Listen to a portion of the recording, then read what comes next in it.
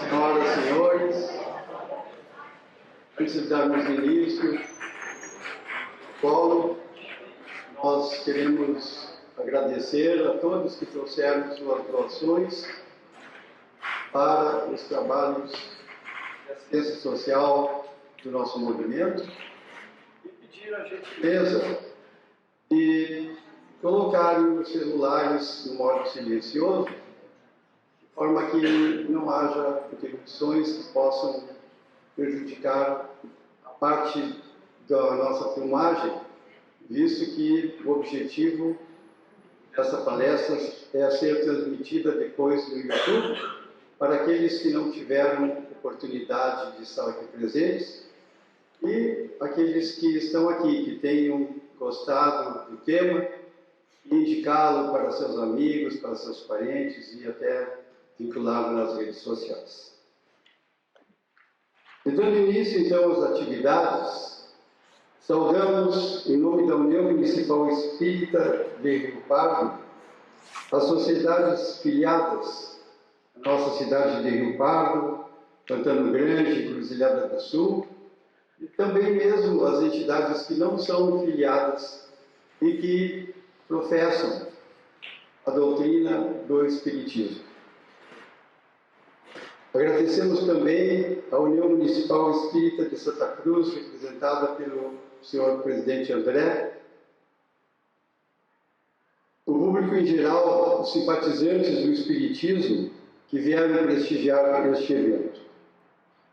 Agradecemos também à diretoria do Centro Regional de Cultura pela cedência do espaço, a Universidade Cruzeiro do Sul, Paulo de Rio Pardo, por ter dado o apoio logístico para trazermos nosso palestrante do Paraná, e também convidar, neste momento, para a abertura do trabalho da noite, o presidente da 13ª Região, que abrange as Uniões Espíritas de Rio Pardo e de Santa Cruz do Sul, e que é o representante líder da Federação Espírita do Rio Grande do Sul. É o nosso irmão Vanderlei Trindade Machado, da qual passamos a tribuna para a saudação ao nosso visitante e a todos que estão presentes neste auditório. Vanderlei. Bem, uma boa noite a todos. Já estive conversando com vários aí no público. Saudamos, como o Celso já saudou, os que vieram de Santa Cruz, da nossa cidade, Pantano, Garden, nosso amigo André, da Uni Santa Cruz. Uma satisfação que nós estamos recebendo na noite de hoje esse nosso irmão Francisco Ferraz, da Federação Espírita do Estado do Paraná. Eu já conheço ele da Federação Espírita do Rio Grande do Sul, em várias vezes que ele esteve nas nossas reuniões. Também já li um livro dele, estudei um livro, Os Tempos de Paulo, né? Muito interessante. Nunca imaginei que nós um dia receberíamos esse presente que estamos recebendo, que é a presença do nosso Francisco Ferraz aqui na nossa cidade. Coloquei no nosso grupo que seria um evento imperdível, e é mesmo. Que possamos fazer, então, sairmos daqui bem mais conscientes, bem mais sóbrios do que quando aqui chegamos. Uma boa palestra para todos. Como é praxe, em todas as atividades do movimento espírita, nós fazemos uma prece. Para isso, nós convidamos a presidente da União Municipal Espírita de Rio Pardo, Jalva Meireles. Boa noite a todos, bem-vindos a essa casa, todos os que aqui estão. Vamos agora, com o coração leve, sentimento elevado, a vontade de estar aqui também, nos ligarmos a Deus, a Jesus, que através de seus mensageiros aqui estão conosco, e possamos todos nós aproveitarmos esse momento, enriquecendo os nossos conhecimentos, a união do movimento espírita de Rio Pardo, Pantano, Encruzilhada, Santa Cruz, Venâncio, que também está aqui, que juntos possamos nos harmonizar, nos equilibrar mentalmente, para que nós possamos recolher dos ensinamentos que o nosso irmão Francisco nos traz, tudo aquilo que nos enriquece a alma, o coração, e que sejamos neste momento envolvidos pelos fluidos benéficos da espiritualidade superior. Que as bênçãos de Deus e a luz do Divino Mestre Jesus nos ilumine a todos, principalmente nosso palestrante. Que assim seja. Francisco Ferraz Batista é vinculado ao Centro de Estudos Espíritas Fraternidade em Curitiba, Paraná. Foi vice-presidente e presidente por 2 mandatos da Federação Espírita do Paraná. É coordenador da Comissão Jurídica de Apoio ao Conselho Federativo Nacional da Federação Espírita Brasileira. Profissionalmente, é advogado, pós-graduado em Direito Empresarial, com especialização em Direito do Trabalho. Foi por 5 anos secretário da Comissão Regional Sul da Federação Espírita Brasileira, que reúne a Federação dos Estados do Rio Grande do Sul, Santa Catarina, São Paulo, Mato Grosso do Sul e Rio de Janeiro. Palestrante espírita com atuação em todo o Brasil. Atualmente, ele tem 5 obras editadas: Os Tempos de Paulo, Os Ângulos do Cristianismo, A Demonstrações de Jesus e os Ângulos do Espiritismo, Testemunhos pelo Cristo, Testemunhos pela Verdade e a Trajetória para o Cristo. Também é membro efetivo do Conselho Superior da Federação Espírita Brasileira. Com todos nós, neste momento, vamos ouvir Francisco Ferraz abordando as 4 questões da alma: a dor, o esquecimento do passado e das ofensas, reencarnação e o destino. Francisco Ferraz. Boa noite a todos. Imploramos as bênçãos de Jesus, amigo incondicional das nossas vidas. Na vida da gente, é assim mesmo que se dá. Às vezes, um encontro, uma troca de olhares, um bilhete, uma carta, um telefonema, um sonho. E eis que se pode delinear um mapa de toda uma existência. Catherine era uma criança muito bonita. Aos 7 anos de idade, parecia mesmo a personificação de um anjo sobre a terra. Os cabelos negros, como diria o grande dramaturgo brasileiro José de Alencar na obra Iracema, com as asas da graúna, contrastavam com 2 olhos azuis, que mais pareciam 2 pedaços da abóbora celeste, incrustado naquela face curvilínea. E era feliz. Desde cedo a barca da felicidade aportara na vida da menina. Era filha única. O seu pai era alfaiate e a sua mãe das prendas domésticas. E vivia os folguedos naturais da infância naquela pequena cidade no interior da França, com um nome um tanto quanto estranho, Anhen, A-N-H-E-I-N. Mas o que é o destino? Quem de nós que está aqui esta noite pode dizer qual é o seu destino futuro? Que estranha magia perpassa pela nossa existência essa incógnita? O que pode nos acontecer daqui a algumas horas? Daqui a alguns dias, um mês talvez, daqui a alguns anos? A realidade é que quando Kathleen completou 9 anos de idade, ela teve o primeiro infausto na sua existência. O seu pai ficou doente, prostrou-se ao leito, vítima de uma febre tifoide avassaladora, e 2 meses depois faleceu. Dizemos nós, os espíritas, desencarnou. Foi-se pelos débitos inexoráveis da morte. Agora ela ficou só com a mãe. Começaria para a menina grandes dificuldades, porque o pai era quem provia as necessidades da casa. E logo a sua mãe foi obrigada a prestar serviços de doméstica. Certo dia, a sua mãe não levantou-se do leito. Sentia dores em todo o corpo. Auxiliada por amigos, trouxeram um médico que fez o diagnóstico.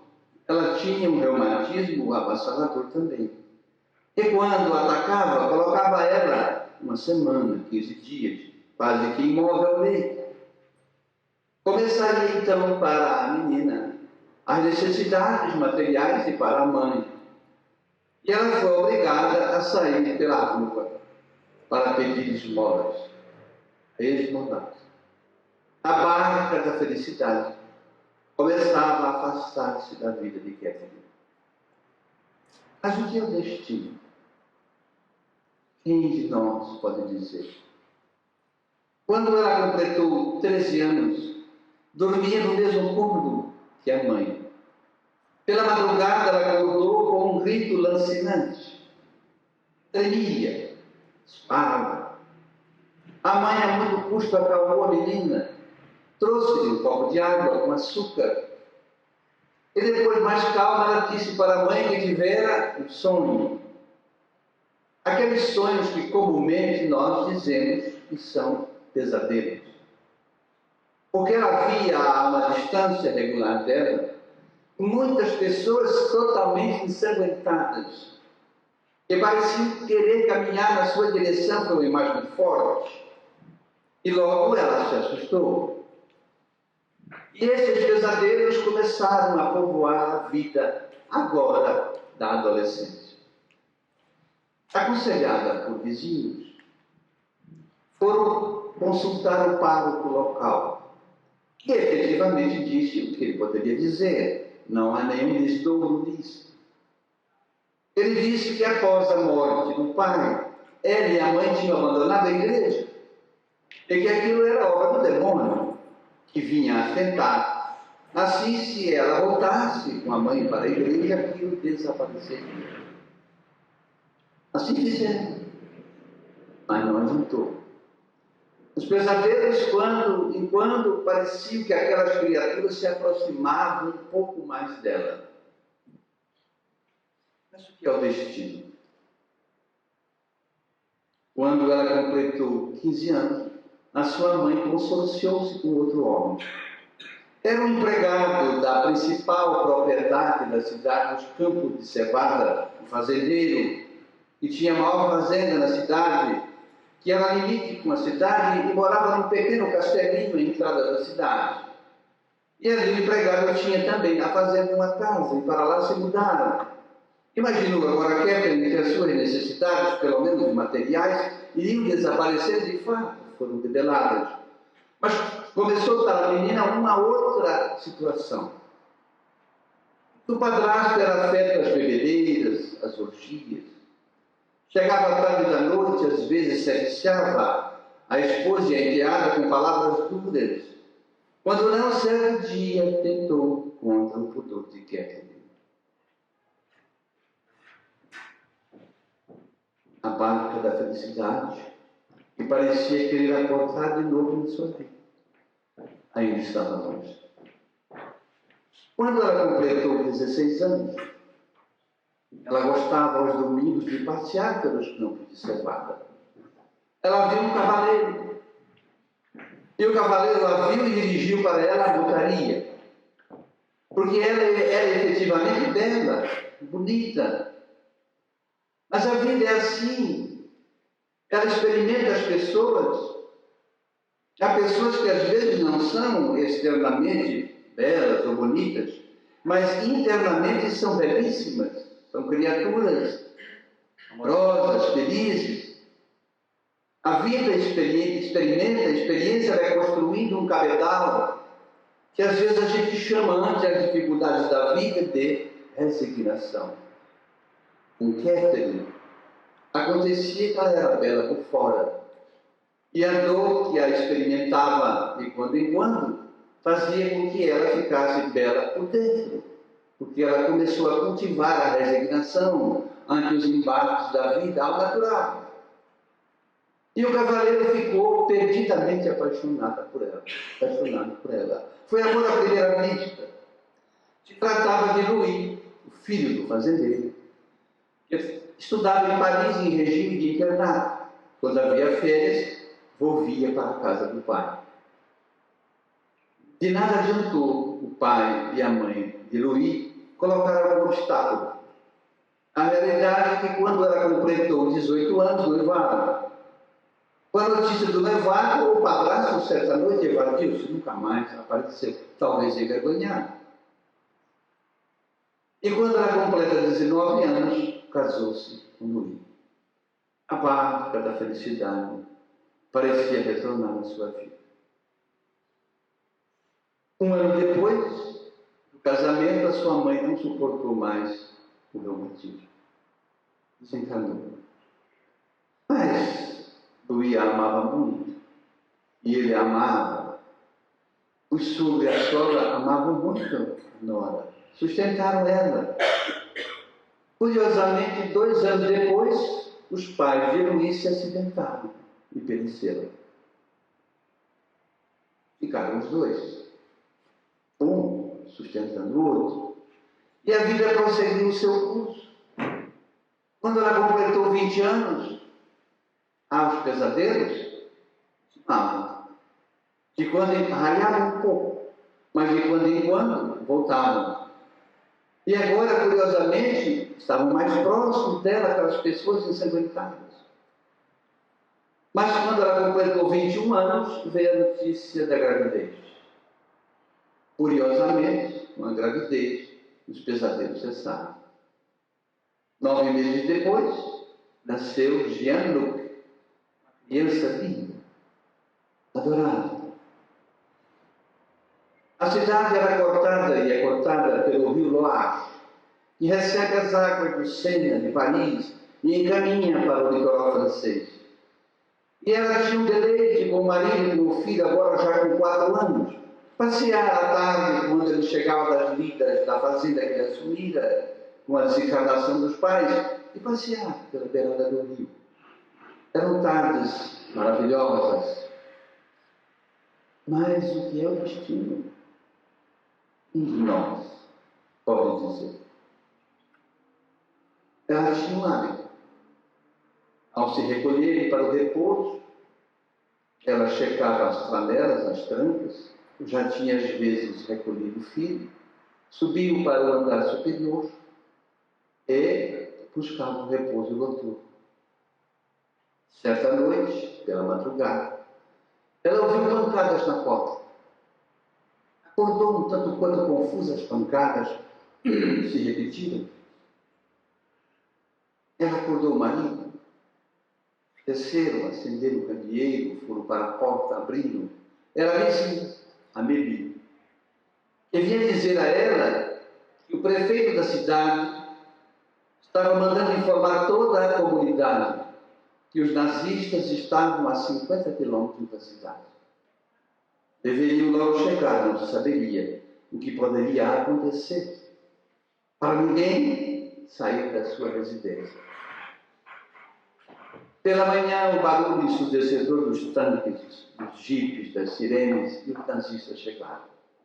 Tomaram de assalto a cidade, tomaram de assalto a prefeitura, cadastraram os moradores, arrecadaram os víveres e começaria ali, para Kevin, uma outra etapa da sua existência.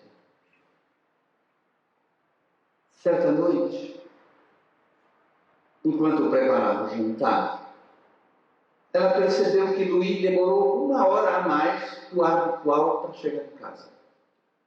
Não deu muita importância, talvez alguma coisa na fazenda houvera atrapalhado. No dia seguinte, ele chegou 2 horas depois.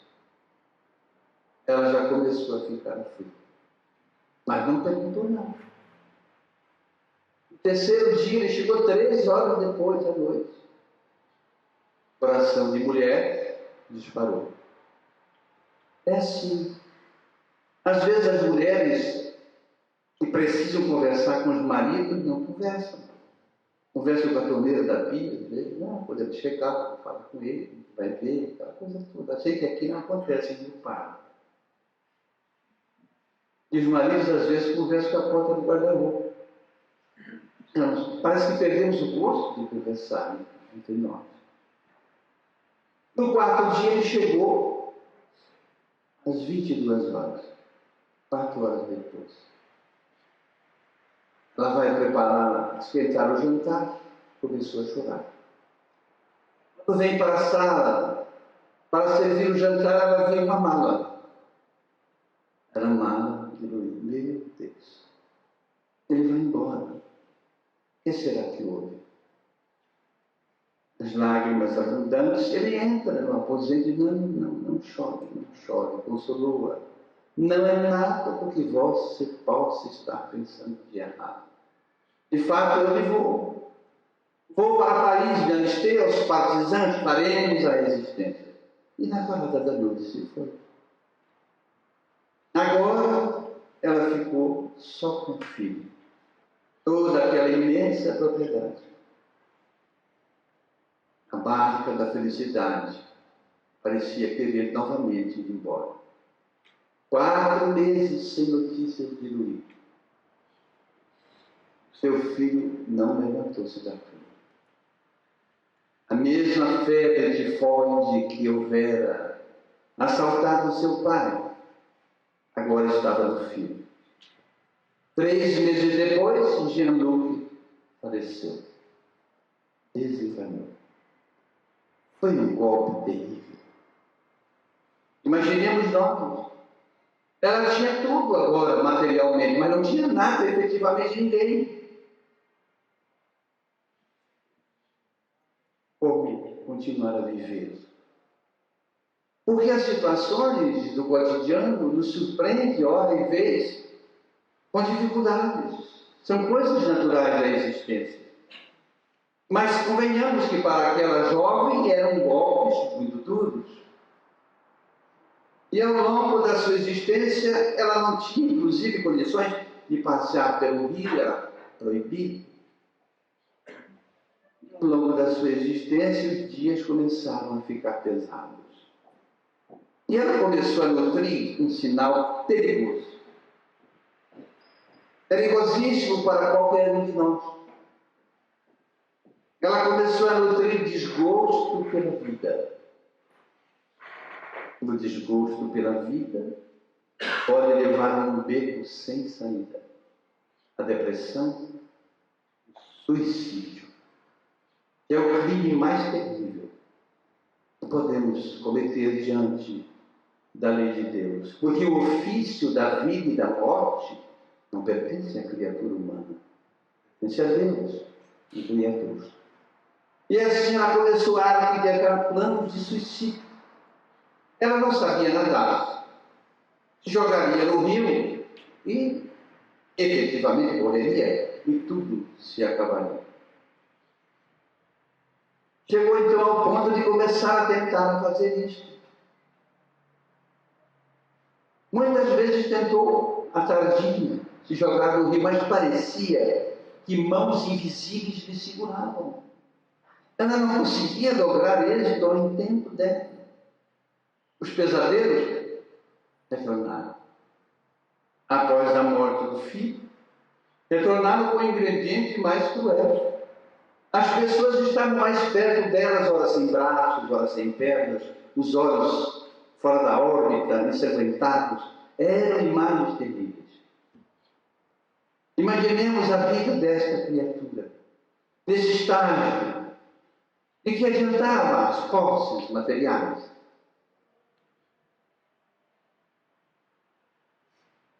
Na noite de 5 de junho de 1944, ela fez um plano. Ela cogitou. E quando ela tentava se jogar no rio, era tarde, tardinha noite. Talvez com a cabeça convulsionada, ela não conseguia lograr êxito a esse intento. Então ela imaginou, amanhã cedo eu vou acordar bem com escuro e vou me jogar no rio, e tudo vai se acabar. Como sempre fazia, com o candeeiro, esticou as tramelas, as trancas, subiu para o aposento superior, colocou o candeeiro no criado mudo, sentou-se na cama, recostou-se na guarda da cama e começou a lembrar de tudo na sua existência. E não encontrou mais mesmo nenhuma razão para viver no corpo. E naquelas cogitações, adormeceu. Madrugada de 6 de junho de 1944. O capitão Randall Marshall, da Real Força Aérea Britânica, descia nos campos de cevada da propriedade de Catherine, no comando de uma esquadrilha de 600 planadores e 3.500 paraquedistas. Aquele pelotão tinha uma missão: tomar ali na cidade, na ponte do rio, para a estrada que citamos, um bunker que os nazistas fizeram, uma casa-mata, para dar cobertura às tropas que naquele exato momento, a 50 quilômetros dali, na Normandia francesa, nas praias entre Le Havre e Constantin, 400 mil soldados australianos, americanos, ingleses, desciam nas costas da França. Naquela operação militar, que foi considerada de maior estratégia, ou estratégia militar de todos os tempos, e que foi intitulada de O Dia D. Estabeleceu-se ali naquela cidade um dos mais sangrentos conflitos da Segunda Guerra Mundial. Porque aquela companhia que ia para o fronte de batalha, voltavam os soldados às vezes totalmente ensanguentados, ora sem pernas, ora sem braços, com os olhos fora da órbita.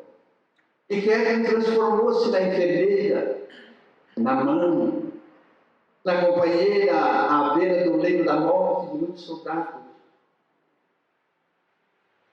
Materializava-se ali os sonhos que Catherine houvera tido. Nessa história de vida real, imortalizada pela cinematografia de Hollywood, ainda podemos no YouTube achar filme, mas ali trata da guerra, chamado Uma Ponte Longe Demais. E que nós extraímos da revista Seleções Heidelberg, de 1973, com o título O Ano de Anne. Nós encontramos várias questões que envolveram a alma dessa criatura e que nos serve de lição, da qual nós separamos 4 grandes questões da nossa alma. E a primeira grande questão não poderia ser outra, senão a dor. E a dor é que causa sofrimento. Mas a dor tem 2 espécies de etiologia. Há aquelas que são oriundas de males físicos, doenças variadas, pré-doenças, dificuldades físicas, que muitas vezes podemos ir ao médico pelos exames, tomar medicamentos e debelar. Exceto, às vezes, algumas doenças de origem, já veremos, expiatórias.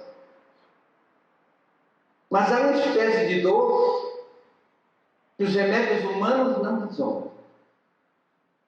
E que todos os que estamos aqui, sem exceção, todos nós, hora e vez, vamos ter. São as dores morais, as dores da alma.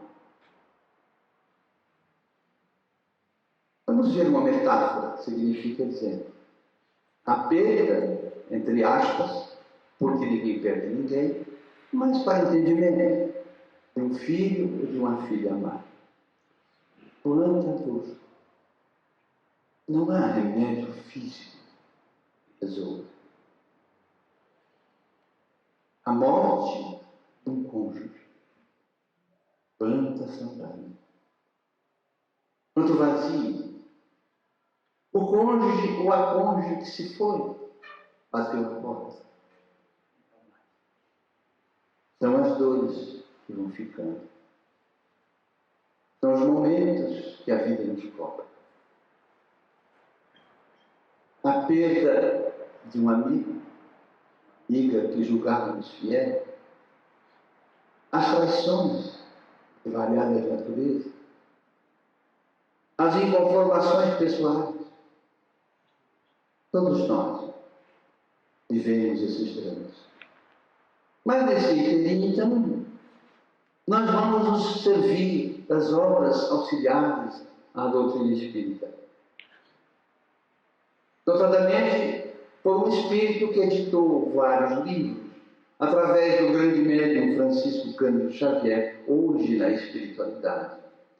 E estamos falando do espírito André Luiz.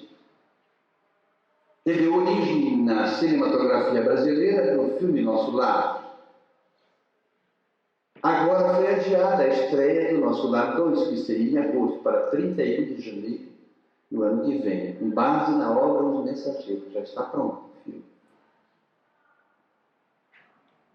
André Luiz, então, ditou 16 livros, contando um pequenino agenda cristã no meio, para o médium Francisco Cândido Xavier. E dentro desses 16 livros, há um de um caráter científico, chamado Evolução em Dois Mundos. Há outro também, Mecanismos da Mediunidade, com esse caráter. E nessa obra Evolução em Dois Mundos, André Luiz vai trabalhar questões das dores, e ele vai utilizar-se de um exemplo para que possamos entender melhor. A doutrina espírita já adotou no seu meio, o movimento espírita adotou no seu meio algumas palavras que não são originárias do espiritismo. E que a gente comumente escuta por aí e entende que é. E às vezes usamos até dentro do centro espírita. Por exemplo, a palavra karma. Karma não é uma palavra espírita. É do hinduísmo, do brahmanismo, da Índia. Para nós é lei de causa e efeito. A outra palavra que a gente, ao ouvir, a gente entende, chakras, que André Luiz chama de centros de força. Tanto o hinduísmo diz que nós temos milhões de chakras, na engrenagem que eles chamam alma, duplo etérico e corpo físico, ela também é uma trindade para eles. Para o espiritismo, nós somos espírito, perispírito, que é o veículo de ligação do espírito, e o corpo físico, quando estamos aqui, hoje à noite, nesse estado, encarnados, nesse estado em que essa trindade está plena.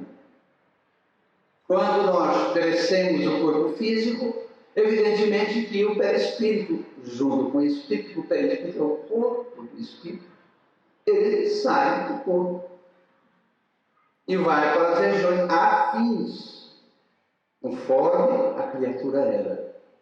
Se era boa, é para lugar bom. Se era má, não estamos julgando ninguém, não há como ir para lugar bom.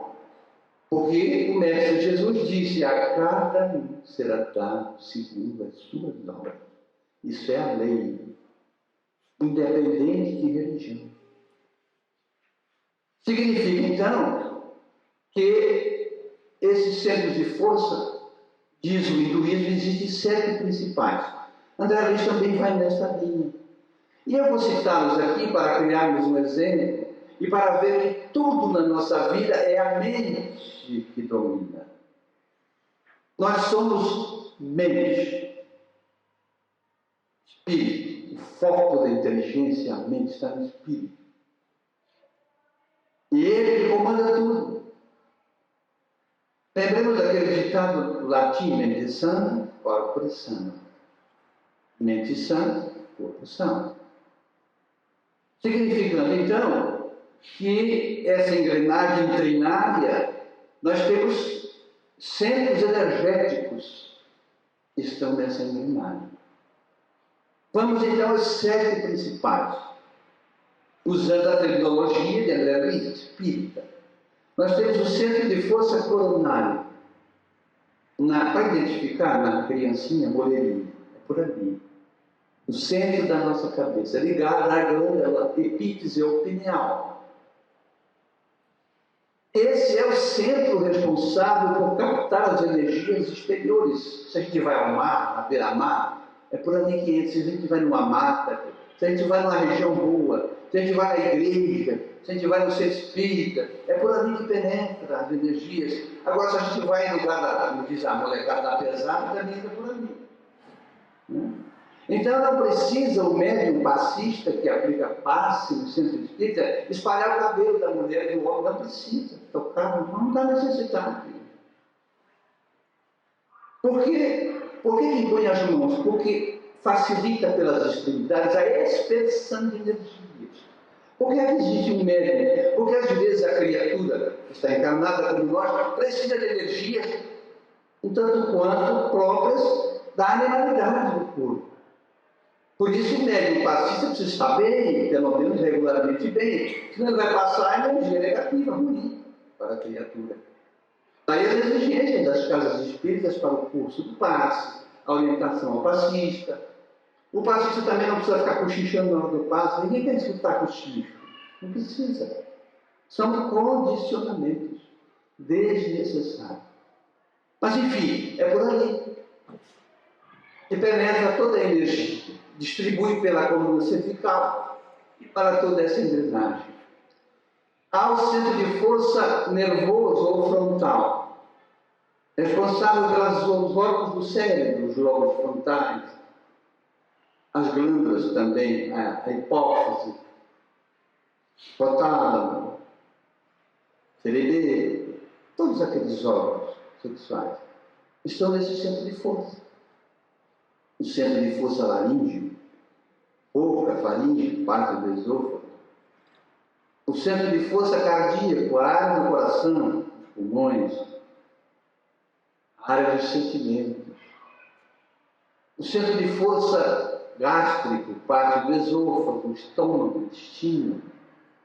O centro de força responsável pela imunologia do nosso organismo, chamado esplênico ou solar. A área da imunidade, fígado, vesícula, rins, pâncreas, baço, bexiga, tudo que transforma. Também a bexiga ligada à uretra, aos órgãos sexuais, é um centro de força importantíssimo, porque se ele perece, caímos doentes. De jeito. O centro de força gástrico, estômago, intestino, já falei, e o centro de forças sexuais, com energias altamente voláteis.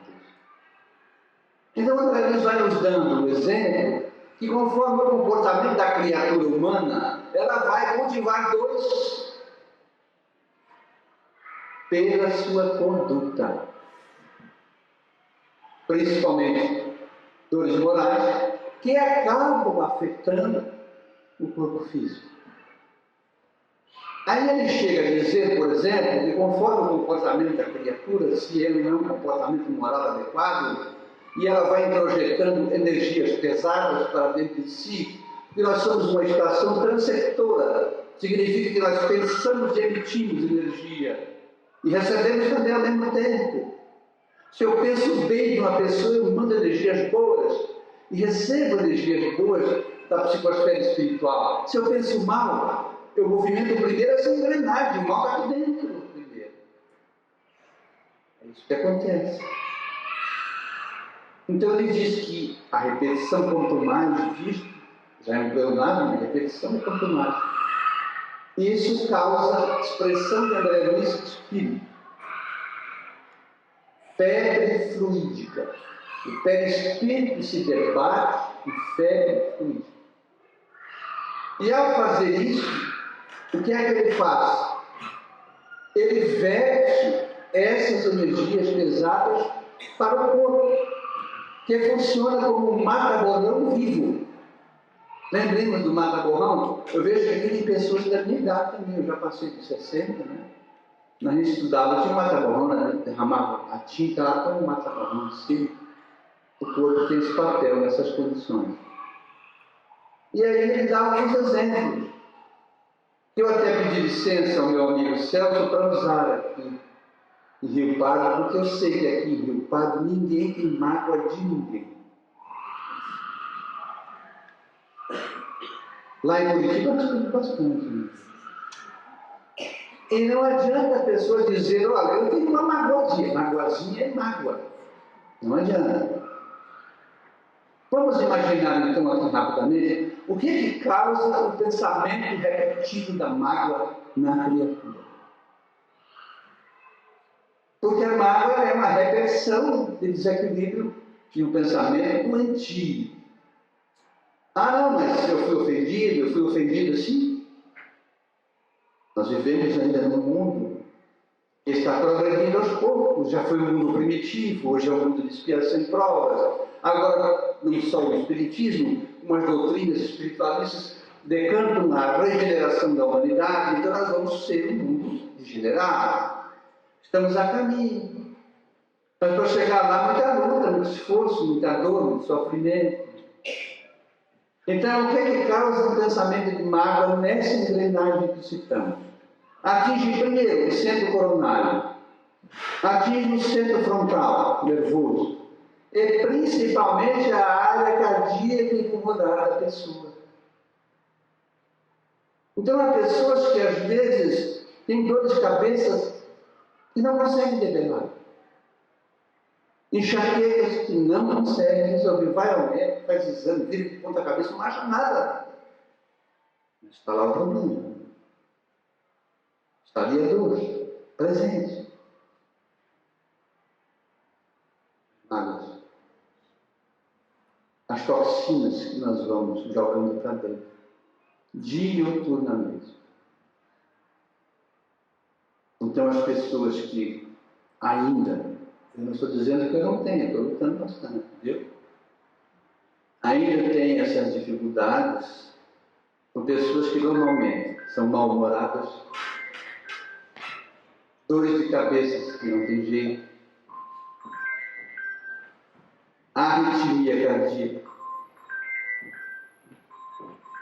problemas de angina pectoris, problemas de respiração.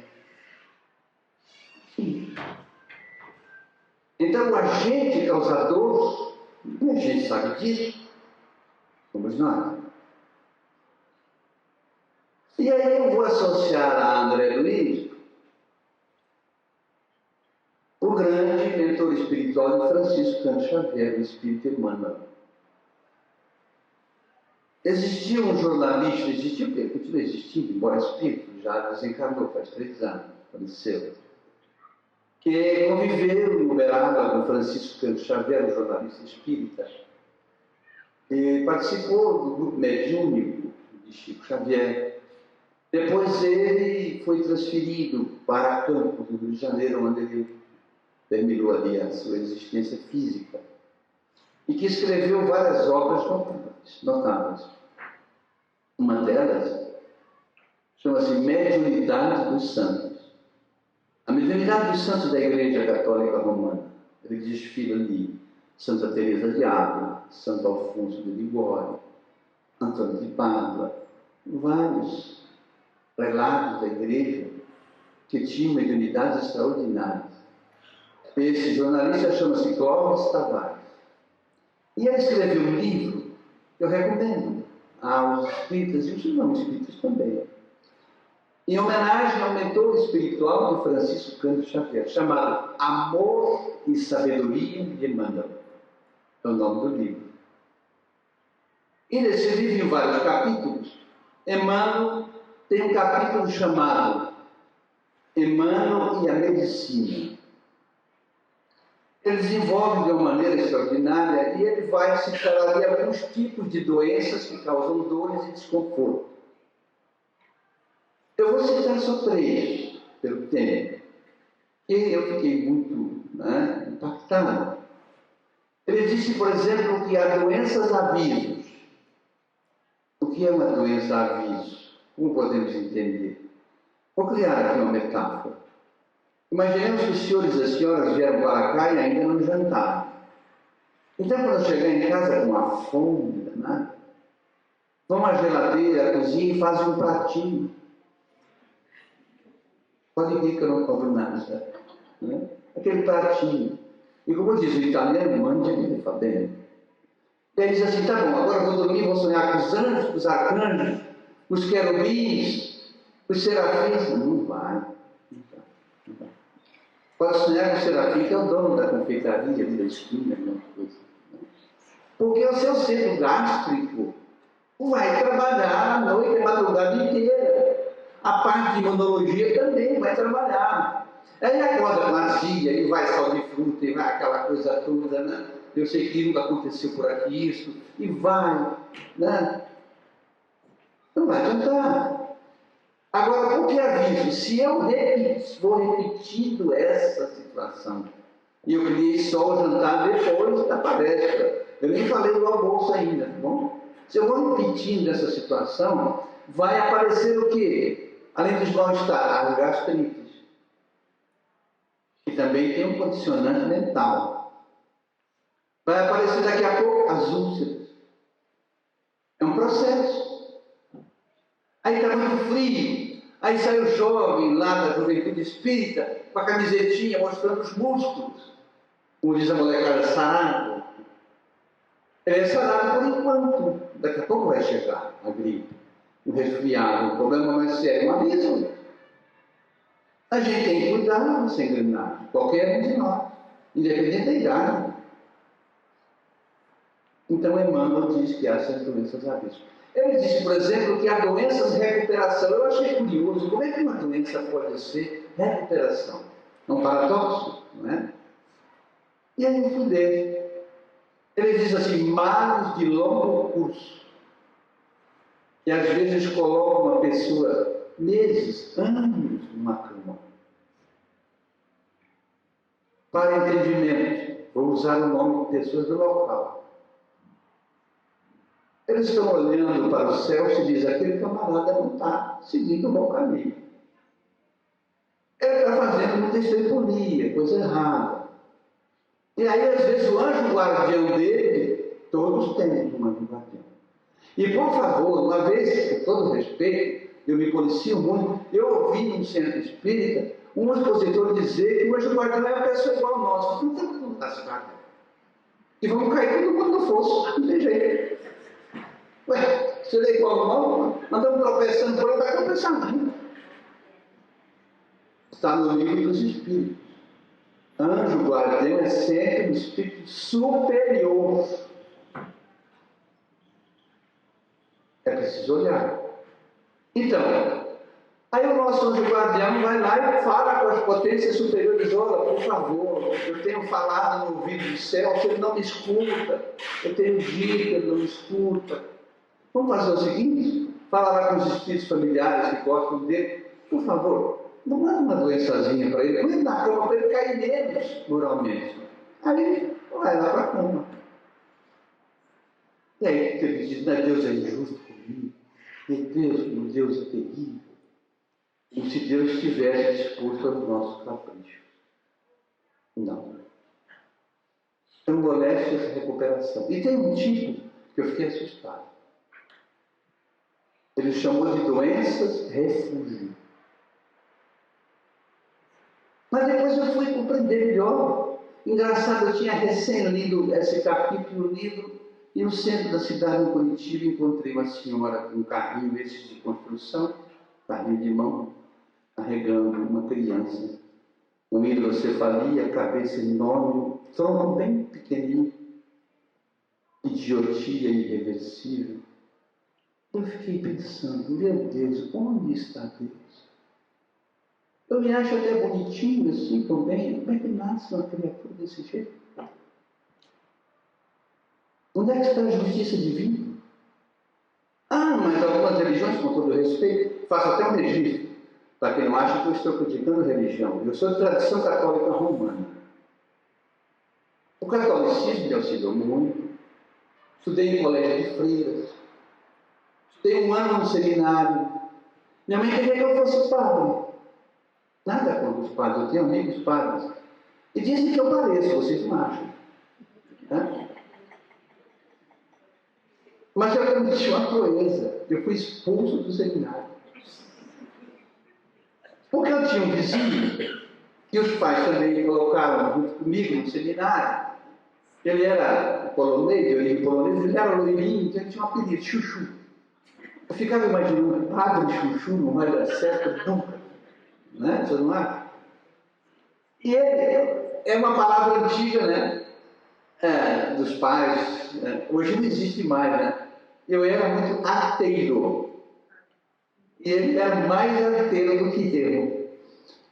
E o seminário era assim, comprido lá atrás, e tinha um muro.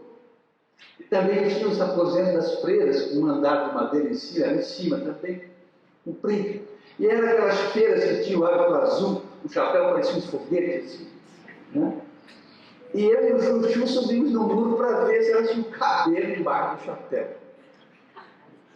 E aí o vigário foi Gaspar. Sempre tem alguém que é dedo duro, né? Chegou lá e falou, Aldete, chamaram os pais dentro, mas olha, isso aqui não dá para padre, não. Então a minha carreira foi muito curta nessa reencarnação como padre.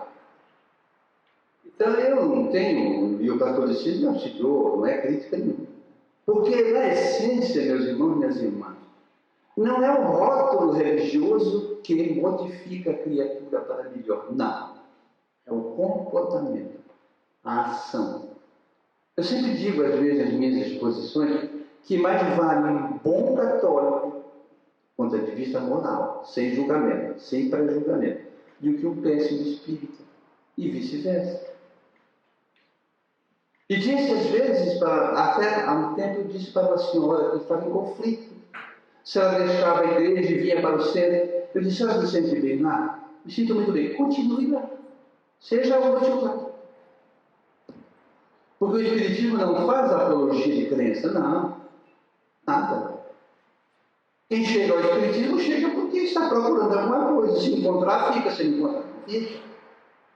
Daí o papel seríssimo das casas espíritas. A organização, o planejamento, as palestras sadias. Não precisa empolgar a plateia, não, mas tem que falar diante dos cânones do aprendizado, do Evangelho do Espiritismo, do Livro dos Espíritos. É uma responsabilidade muito grande. Então, nessa quadra que nós estamos falando, ainda no aspecto das dores, tem essas doenças de refúgio.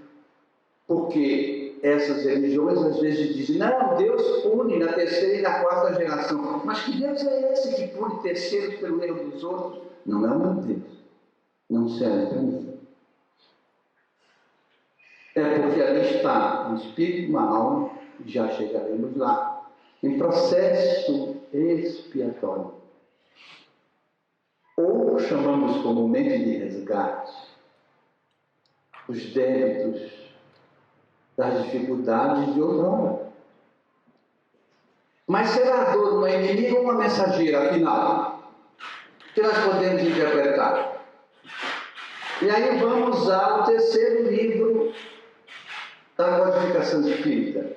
Provavelmente aqui tem algumas pessoas que ainda não são espíritas. A Codificação Espírita são 5 livros. E foram escritos, codificados, por um professor francês chamado Hippolyte Léon Denisard Rivail, sábio, que reformulou o estudo da França, membro da Academia de Arras de Ciência e de Literatura da França. Falava 8 idiomas, fluentemente, traduzia. E aos 50 anos de idade, foi convidado a assistir um fenômeno que tinha começado na América do Norte, no condado de Rochester, New Jersey, próximo a Nova York, que ganhou o mundo chamado os raps, as pancadas e batidas, e respondiam perguntas. Eu não sei se alguém aqui, mesmo sendo espírita, vai lembrar, ou já fez aquela chamada brincadeira do copo. Né? Então, mais ou menos semelhante. Na casa de uma família protestante, de origem religiosa protestante, a família Fox, certa noite os pais foram ao culto e as meninas, adolescentes, ficaram, Kate e Margaret Fox. E aí, daqui a pouco, umas batidas na parede, a menina, a adolescente, bateu também. Aí daqui a pouco a batida respondia, ela batia de cá, respondia lá. E aí isso foi ganhando corpo, aí se criou um alfabeto, A, uma pancada, B, duas pancadas, e vai. E isso ganhou, a América do Norte foi para a Europa, e lá era uma coqueluche da época. Faziam saraus, as mesas começavam com a imposição de mãos a levitar, caminhar pela sala, as mesas de antes. E ele foi convidado a assistir esses fenômenos na casa da Madame Plenon Maison. 2 meses que ele estava pesquisando isso, ele foi muito corajoso. Ele criou uma frase: percebi que ali havia a resposta para todos os enigmas da humanidade. 1854. 3 anos depois, ele lança, 18 de abril de 1857, em Paris, o Livro dos Espíritos, a obra básica da doutrina espírita, 1019 perguntas e respostas. Na sua edição final, a primeira tinha 501 perguntas e respostas, que ele depois termina a partir da segunda edição. Existe ali, no Livro dos Espíritos, todos os fatos da nossa existência que nós possamos perguntar. Quem é que responde? É uma equipe de espíritos superiores, moralmente, assim chamados, e que compuseram uma equipe de espíritos que vieram trazer as respostas para a Terra. Portanto, é uma revelação. Veio do latim, revelar, descobrir o que está oculto, levantar o véu que está oculto. Onde é que está a revelação espírita? Está na segunda parte do Livro dos Espíritos, na questão 76 a 614. 538 perguntas da obra eram, quando chegaram para a Terra, revelações puras. A humanidade nem cogitava daquilo em toda a sua história. Como o livro tem 1019 perguntas, mais de 50% do livro são revelações puras. E começa como essa parte do mundo espiritual, dos espíritos, e toda a gama de relações que existe entre o mundo espiritual e o mundo físico. Que outras religiões denominam de outras palavras, paraíso, ou inferno, ou purgatório, todos respeitam. Para nós é o mundo espiritual, é o mundo extrafísico. Para outras doutrinas espiritualistas, principalmente no Oriente, também tem essa configuração com outro nome, é o Nirvana, como dizem os hindus. Então, ali, no primeiro livro, Allan Kardec traz a base da doutrina espírita. Depois lança um livro de caráter científico, chamado O Livro dos Médiuns. Como entender a mediunidade, a sensibilidade das pessoas? Qual é a característica de cada um? Como identificar se há um espírito sem o corpo falando, escrevendo? A identidade dos espíritos. É um tratado extraordinário de ciência espírita. Depois ele vai trazer o Evangelho segundo o Espiritismo. Por quê? Segundo a ótica, a visão do Espiritismo. Para escrever essa obra, ele se retirou 60 dias de Paris. Ficou internado numa praia, isolado, a conselho dos seus orientadores espirituais. E ele então pegou o chamado Novo Testamento de Jesus, separou as parábolas de caráter moral, fundamento moral, colocou no frontispício de cada capítulo, no começo, a mesma parábola ipsilíteres do Evangelho, do Novo Testamento, e submeteu a vários espíritos à interpretação.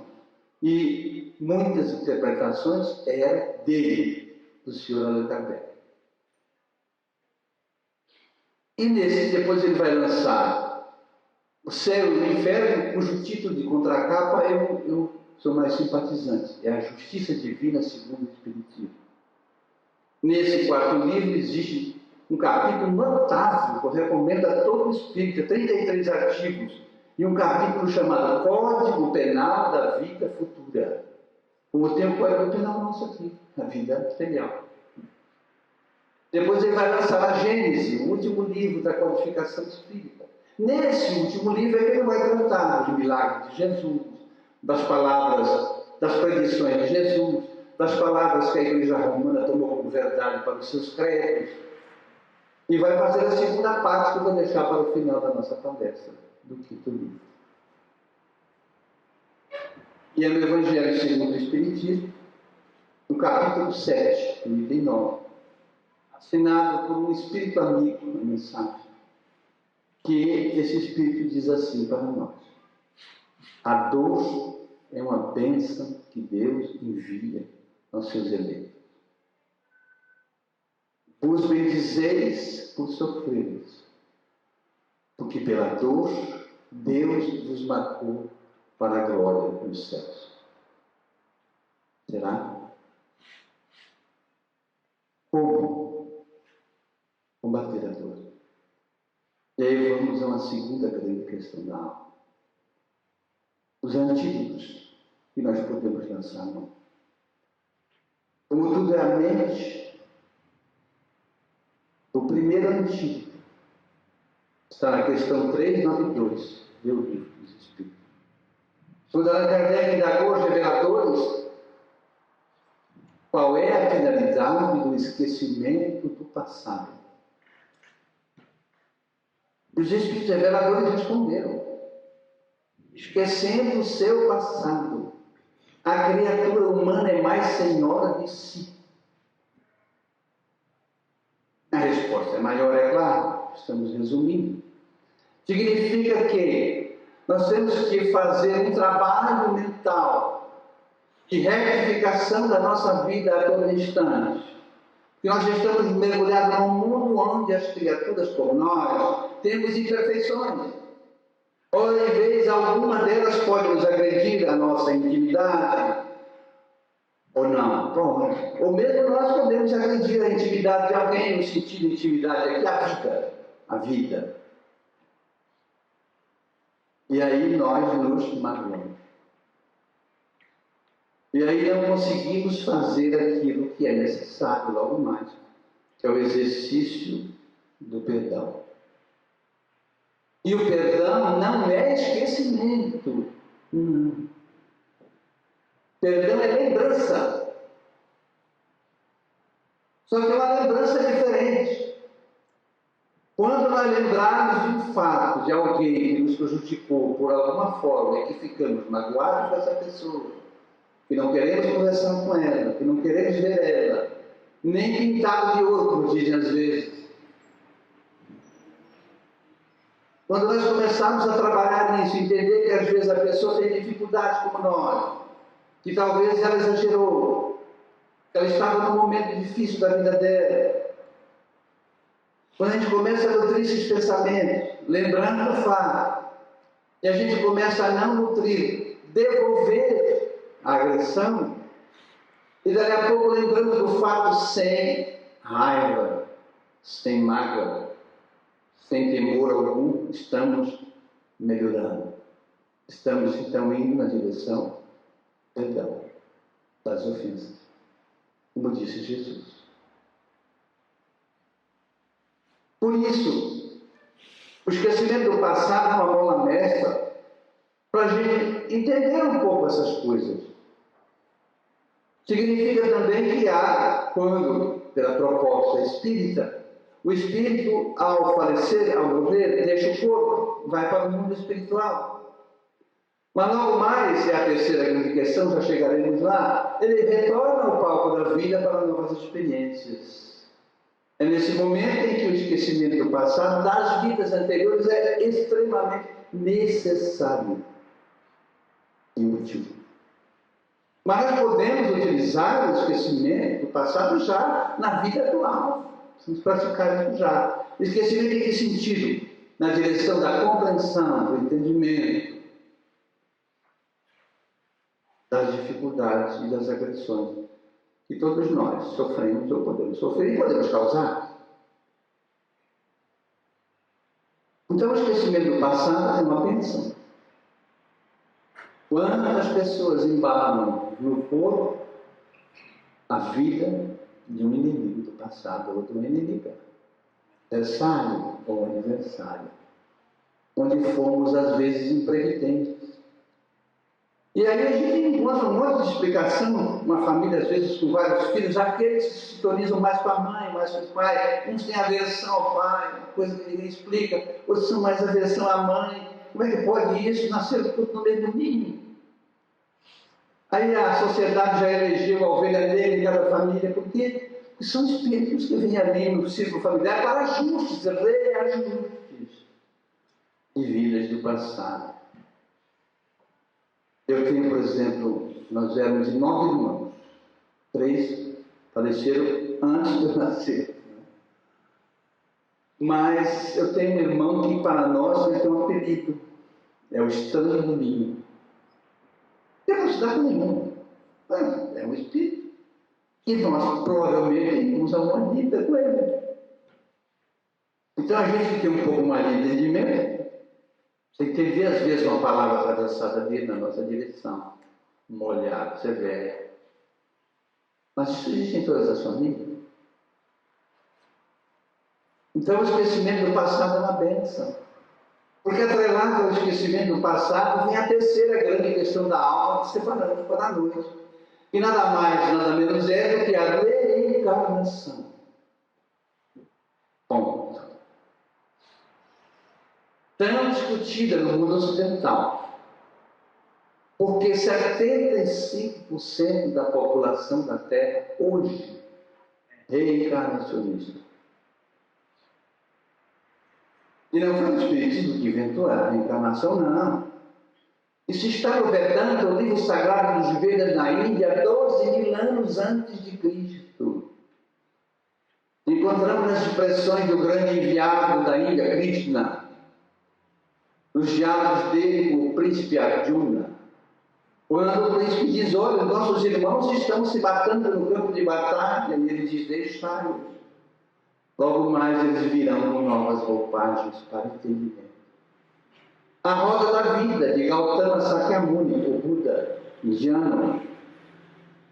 As vidas sucessivas, a pluralidade das existências. Assim, Allan Kardec vai abrir a questão 166 do Livro dos Espíritos, e ele indaga aos Espíritos reveladores: como pode a criatura humana que não atingiu a perfeição numa vida só lograr fazer? Uma interrogação. Convenhamos. Não é possível ou será possível, em uma vida só, adquirir todo o conhecimento? Não vou falar só da Terra, nem vou falar do universo. É possível? O bom senso diz que não. Então os reveladores vão responder a Allan Kardec, sofrendo a prova de uma nova existência. Daí nos lembramos do diálogo de Jesus com Nicodemos, o senador Sinédrio da Geosia, o Conselho Superior do Sinédrio, 71 membros. E ele, obviamente, viveu ao tempo de Jesus, ouvia falar de Jesus, ouvia os feitos, os milagres, vinha falar para ele: mestre, em Israel, Nicodemos. E ele estava aflito, porque ele pregava o reino de Deus, o encontro com o reino de Deus, a entrada no reino de Deus, aquilo ele não entendia. Por mais que ele fosse mestre. Ele vai visitar Jesus, segundo o Espírito Neolúcio, pela mediunidade de Francisco Pedro Xavier, na calada da noite, coberto por um capuz, para não ser reconhecido pela sua gente. E vai ter um diálogo com Cristo. Recebido, ele diz assim: mestre, já chamou Jesus de mestre, sei, pelo que tu fazes, os milagres, e pelo que tu dizes, que tu só podes vir de Deus, dize-me como eu devo fazer para entrar no reino dos céus. E Jesus, olhando para aquela alma, imaginemos o olhar de Jesus, deve ser uma coisa extraordinária. Disse para ele: em verdade vos digo, o que é espírito é espírito, o que é carne é carne. Não te admireis que eu te diga que é preciso nascer de novo. E aí ele ficou encucado e diz a Jesus: como, mestre? Como pode eu, um homem velho, entrar no ventre da minha mãe e nascer de novo? Jesus disse: em verdade te digo, que é da água é água, que é da carne é carne. O vento vem de onde quer e vai para onde quer, não sabe de onde vem nem para onde vai, assim se dá com o Espírito. E hoje nós sabemos que o processo de gestação são 2 líquidos, não é? O óvulo e o espermatozoide. Água leitosa. A ciência vai depois desmistificando as palavras de Jesus, as metáforas que ele utilizava, os ensinos. Então, a reencarnação. Porque na questão 6b, Allan Kardec, entendendo, vai perguntar a ele: quer dizer então a eles que nós vivemos várias vidas no corpo? E eles responderam: sim. E quem diz ao contrário quer mantê-los na ignorância. Resposta fulminante. Para a questão 67, Allan Kardec, entendendo, formular mais uma questão de dizer qual é a finalidade da reencarnação. Tem que ter um objetivo. E os espíritos superiores vão responder: dupla finalidade. A primeira delas, expiação. O que é expiação? Reparação, refazimento das coisas erradas, restauração do equilíbrio que quebramos nas existências transatas do passado. Daí o esquecimento do passado, a utilidade. Não lembramos. Mas estamos juntos, novamente, para reajuste, reparação, reconstrução. Mas os espíritos reveladores são tão parcimoniosos que eles dizem que a expiação pode se dar, e nós sabemos, de várias formas. Para a criatura que é rebelde, que não aceita a dor, o carimbo da dor e do sofrimento permanente está na sua vida. De jeito, ela é rebelde, não aceita. Deus é injusto, Deus não podia fazer isso comigo. Deus não existe. Para essas criaturas não estou condenado. Outra hora eu penso assim: o fogo fátuo da dor, as doenças kármicas que se tornam incuráveis, porque há muita gente que passa por doenças expiatórias e se curam, porque trabalham na sua intimidade, na sua mente, buscam respostas. E aí é a expiação, amor. Afinal de contas, o que é o bem e o que é o mal? Questão 634, do Livro dos Espíritos. O bem é tudo que nos aproxima de Deus. O mal é tudo que nos afasta. Mas nós fomos criados para sofrer? Não.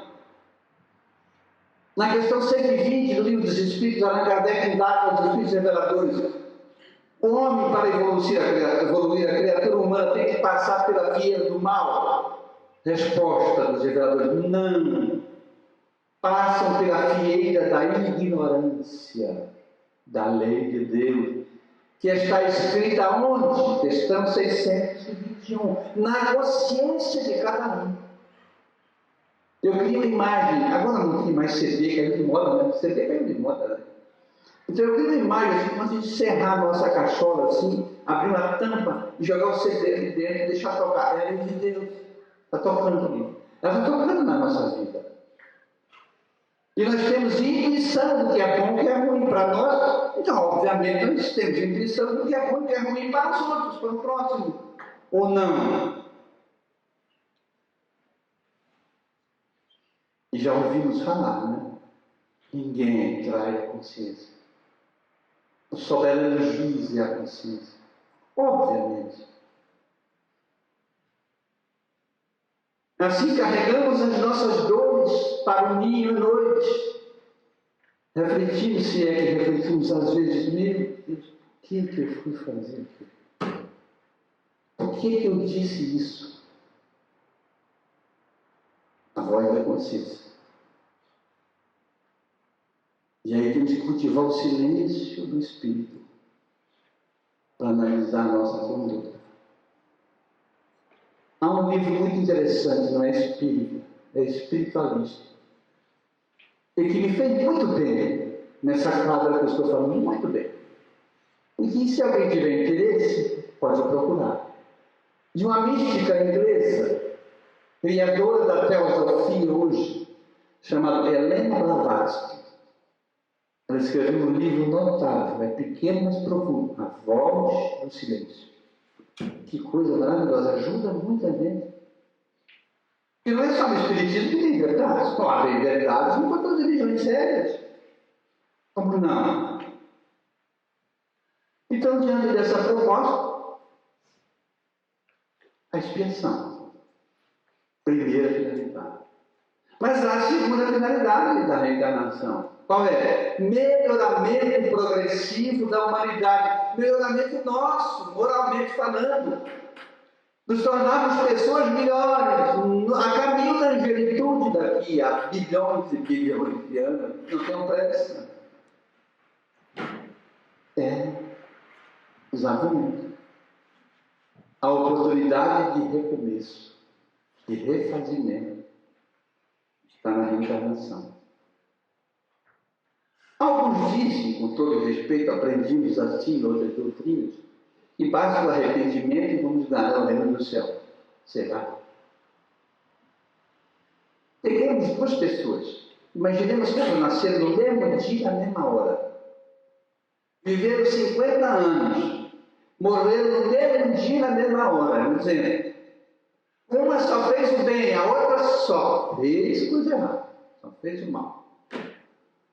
Daí chegou no dia da morte, a que fez o bem, segundo alguns conceitos, com todo respeito, vamos dizer assim, o conceito católico romano, vai para o paraíso. A que fez o mal, se arrependeu e vai para o bem. Que é isso? Que Deus é esse? Eu estou bravo com esse Deus. Não dá. Eu passei a minha vida fazendo bem, se eu fosse assim, eu tinha aproveitado também, feito muita coisa errada, e me arrependi e acabou. O arrependimento é uma fase da restauração da alma. É o começo. É preciso nos arrependermos dos equívocos. Senão não conseguimos nem perdoar. E aí, nós temos que fazer uma proposta mental íntima de reparar o erro. E pedir a Deus, meu Deus, me dê a oportunidade. Vamos dizer aqui nesta vida mesmo, de reparar esse equívoco que eu cometi contra os céus. Por favor, me dê uma chance. Eu estava errado. E a chance vai aparecer, porque Deus é amor, diz o apóstolo João. Deus é amor. E Jesus diz que Deus não quer a morte do pecador, quer que ele viva. E tem a vida em abundância. Assim, a justiça de Deus é misericordiosa. Logo, a finalidade da reencarnação, segundo, é melhorarmos como espírito na direção do universo, dos mundos que rolam pelo espaço. E isso tudo nos traz a quarta grande questão da alma. O que é o destino? Quem de nós que está aqui pode dizer qual será o seu destino daqui a pouco? Essa quarta grande questão da alma é o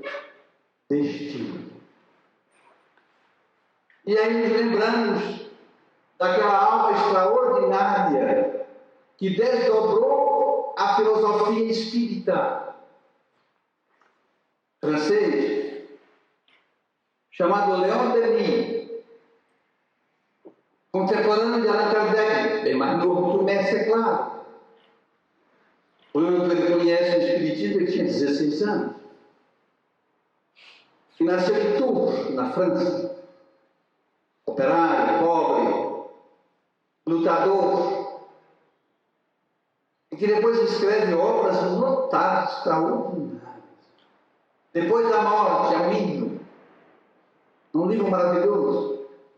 É o livro por qual o grande Eurico Barçanufo se torna espírita, ao ler esse livro. No Invisível, sobre a mediunidade. Que coisa maravilhosa. Mas há um que toca a nossa alma. E qualquer um que for ler esse livro, seja espírita ou não espírita, vai chacoalhar as estruturas. Chama-se O Problema do Ser, do Destino e da Dor. E ali é um capítulo notável chamado A Lei dos Destinos.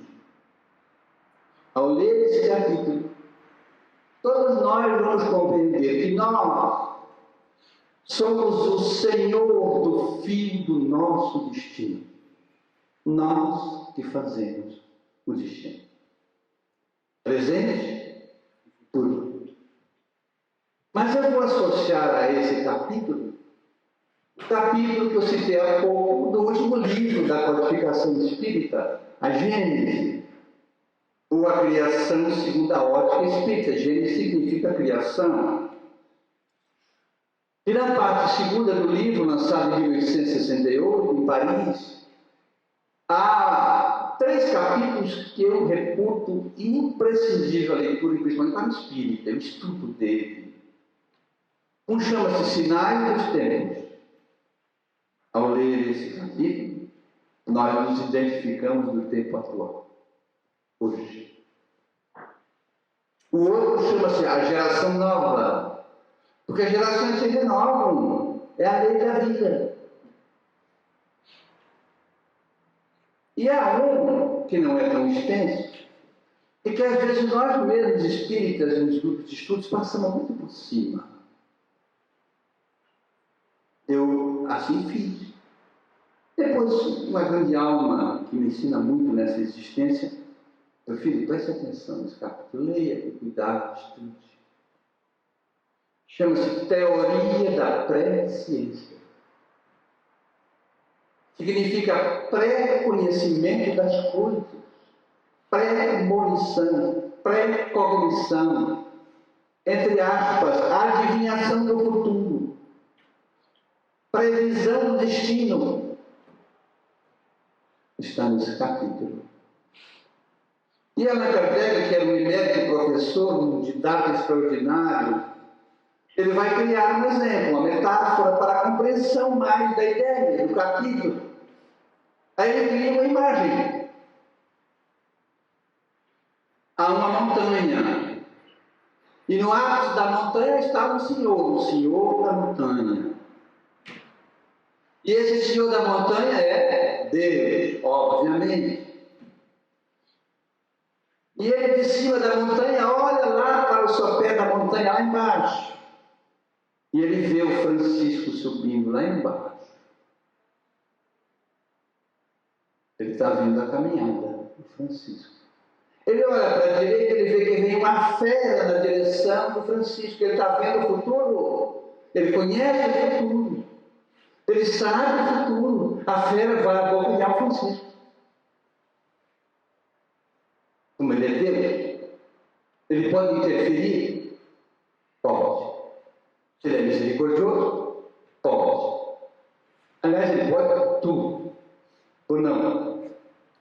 Se quiser assim, eu mando um e-mail para ele.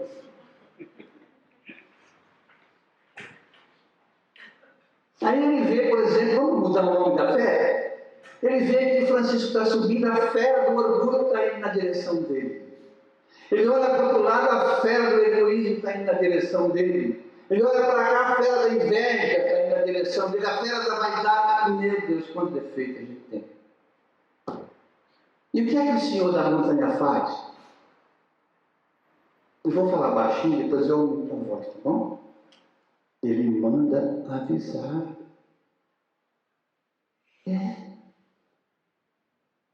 Ele manda avisar o cidadão, a cidadã. Como? Pelos mecanismos da divindade, o anjo da guarda, a voz da consciência, as intuições. Às vezes alguém que fala conosco, a gente olha e não enxerga ninguém. Ué, alguém falou comigo. Às vezes a gente vê um vulto, passa e vê um pensamento. Talvez no momento a gente estava precisando. Estranho.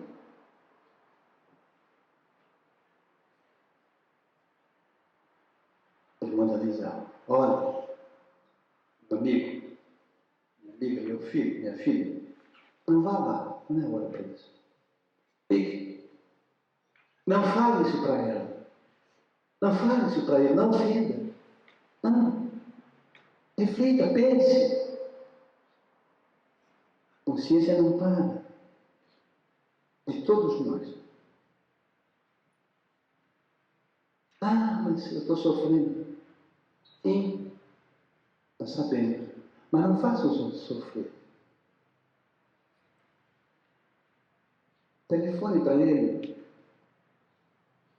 Ciência. Telefone para ela. Não, mas não vai entender. Não importa, telefone. Peça desculpa. Vai bater no telefone, insista. Mande um recado, mande um bilhete, mande uma carta. Uma coisa. Otimize a tua existência, recomponha o equilíbrio. Busque se equilibrar, pense que eu estou contigo. Você não está abandonado, nunca estará. O Senhor do cume da montanha nos ajuda a construir o destino. Todos os dias da nossa existência. E quer o melhor para nós. Não é pouco, é o melhor. Mas é preciso que nós façamos a nossa parte. Quanta dor poderíamos evitar pelo egoísmo que nos visita? Quantas situações poderíamos contornar pelo orgulho irracível que a gente põe para fora? Ah, mas só eu que procuro fazer a pacificação. Graças a Deus que seja só você. Pior é que não tem ninguém. Porque se às vezes não encontramos a resposta sadia, da atitude sadia nossa, é uma expiação. Deus é amor, disse João. E Deus não se engana. E o Deus do Espiritismo é misericórdia. A fila era enorme. Daqueles que faleceram, desencarnaram. A mãe trazendo o filho na fila. E chega numa grande mesa, um secretário, um livro, separando segundo o conceito, com todo respeito, aqueles que eram bons, paraíso, maus, inferno. Aí veio a mãe, na frente, estava na frente na fila. Ele abre o livro e diz: a senhora foi uma senhora muito boa, educou os filhos, lutou, fez o que pôde, passe à direita, a senhora vai para o paraíso. Não vai. Aí chega o filho, às vezes o filho ingrato, por mais que a mãe fez tudo por ele, tudo. Foi desavisado, caiu nas drogas, perdeu a vida, cometeu aquilo. E o secretário diz: você vai para a esquerda, vai para o inferno. Quando ele vai chamar o próximo, a mãe interrompe. Dá licença. Ciência, pois não. Não quero ir para o paraíso. Como assim? A senhora fez tudo possível. A senhora foi uma vencedora. Falou, não. Esse Deus não me serve. Eu sou mãe e vou para o inferno consolar o meu filho.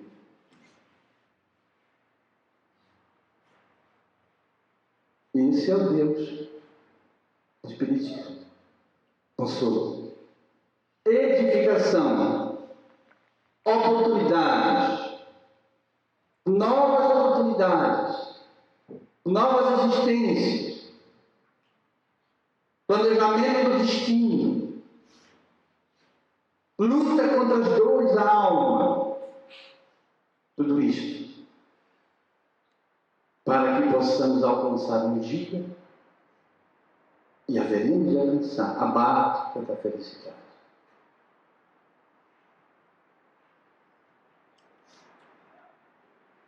Somos os construtores do fio do nosso destino. Somos donos da nossa alma, capitão e capitã do nosso destino. A guerra acabou. Paris foi libertado. Louis voltou. Tiveram ainda mais 3 filhos. E a barca da felicidade voltou definitivamente para a vida de Catherine, que teve uma vida pródiga para desencarnar com a avó depois. É assim a nossa existência. O livro da vida. Sigamos adiante. Como disse a grande poetisa potiguara Alta de Souza, desencarnada aos 25 anos, a rima de família, e segundo Laura Bilac, a rainha das poetisas brasileiras, e retorna pela mediunidade de Francisco Cândido Xavier e diz assim: para todos nós, prossegue semeador, semeando um monte acima, a plantação da fé na gleba da esperança. Ara, semeia, aduba e intimorar, avança, consagrado a servir o solo em que te arrimas. Não aguarde lauréis de transitória estima, e quando a nuvem de lágrimas e de angústia te alcança, detens-te na própria fé, refúgio e segurança. No grande espinheiral do amor que te sublima. Vara, vento, granizo, calúnia, injúria, lama e prova. Espalhas aqui e além a paz que renova. No tempo a recordar solo vivo e fecundo. Amas, serves e constrói onde lidas e esperas, pois trazes contigo a luz dos gênios de outras eras e hão de promover com Cristo a redenção do mundo. Muita paz a todos. Muito obrigado.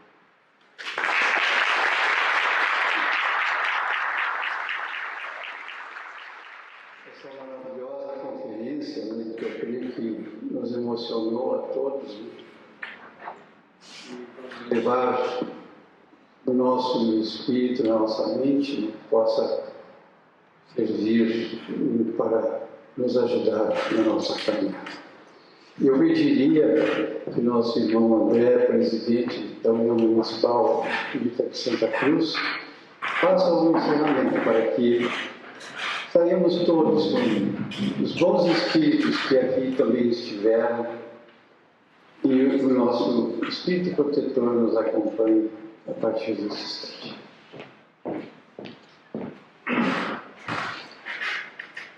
Eu, na verdade, não estou como representante da URB de Santa Cruz, e sim como um admirador do trabalho do Sr. Francisco Ferraz Batista, e uma oportunidade de assisti-lo pessoalmente não poderia perder. Então vamos encerrar. Pedindo a Deus nosso Pai, Jesus, nosso querido irmão mestre, que possamos manter o nosso pensamento ligado a essa espiritualidade que nos inundou com esses momentos tão bonitos, essa possibilidade de aprendizado, que possamos manter a nossa mente de alguma forma por mais tempo vinculada a essas vibrações tão carinhosas, tão bondosas para nós, e que, ao sairmos daqui, possamos meditar sobre o que foi colocado e possamos realmente, de certa forma, crescer espiritualmente, como foi colocado, que é o objetivo principal aqui na Terra. Nós te agradecemos, Senhor, por esses momentos tão mágicos, tão gostosos que podemos passar, e que cada um, ao se dirigir à sua residência, possa levar no coração essa vibração e transmitir para todos que tiverem contato contigo. Que assim seja. Boa noite a todos. Sigamos em paz. Se quiser conversar com o Francisco, dar um abraço mesmo, ela alguns instantes conosco.